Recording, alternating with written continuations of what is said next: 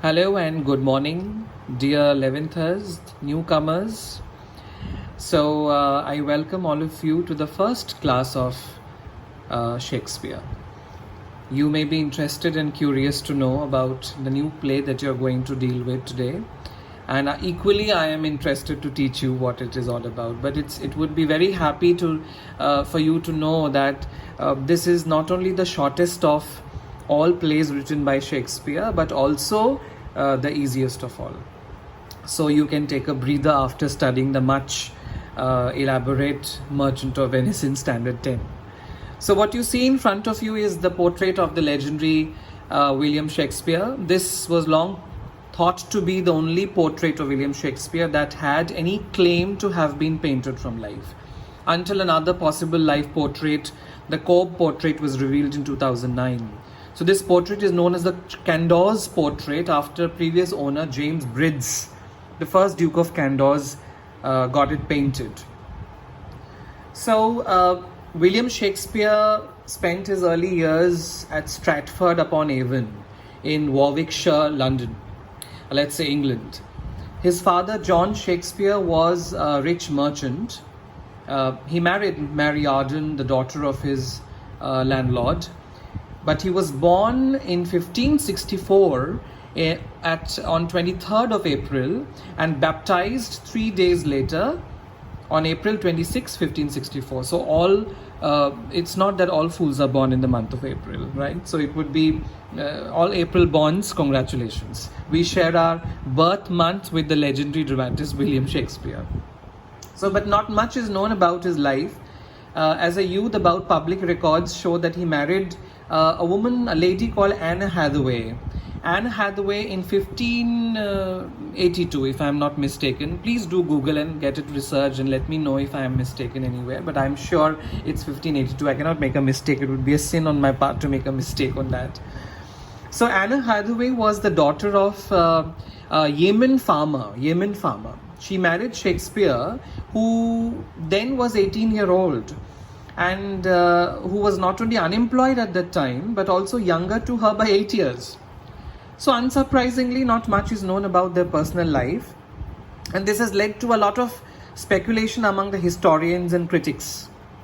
So what we do know is that they had a daughter, Suzanne Shakespeare in 1583. And they had twins, Judith Shakespeare and Hamnet Shakespeare, in 1585. Anne Hathaway outlived Shakespeare by 7 years. That is, she died 7 years later to when he died.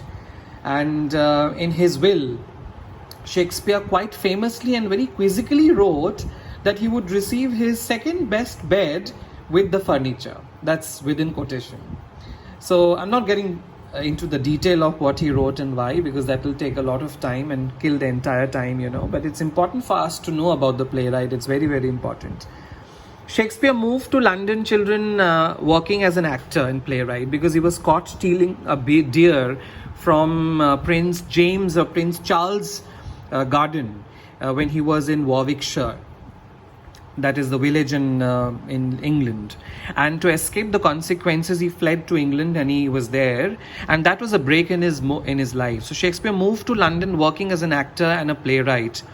By 1592, Shakespeare had already made his presence felt in theatre circles in London, though he did have a few critics who doubted his literary potential. Critics like Robert Greene, another playwright, condemned Shakespeare in his tract, A. Groatsworth of Wit, and called him a upstart crow beautified with our feathers, This is within quotation. So some of the most popular playwrights in London at that time were Christopher Marlowe, Thomas Lodge, then Thomas Nash, then John Leigh, Thomas Lodge, again as I said, then George Pale and Robert Greens. But Shakespeare did take a lot of knowledge from his contemporary senior Christopher Marlowe, and very ironically he outnumbered him when it came to writing plays, and outfamoused him too. He was more popular than all of his contemporary playwrights, though he learnt a lot from them.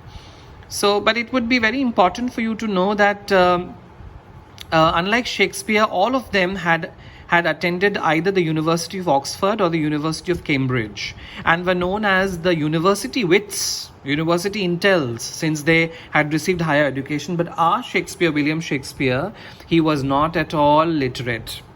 He had crossed his education not beyond 13 years of age when he lost his father, and he used to go and study in a free grammar school with his mother, who would be a nurse, who was a nurse that time in one of those local hospitals, and they had a free provision of a free education for their children. So that's where he learnt a lot.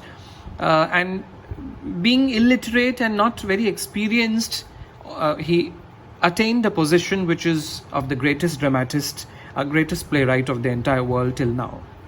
I equate Shakespeare to a lot with Raj Kapoor, who knew how to present the society with lot of humor, with lot of tragedy, with all the important romance, with sexual innuendos and lot of things which they knew, these great people knew how the public would want to.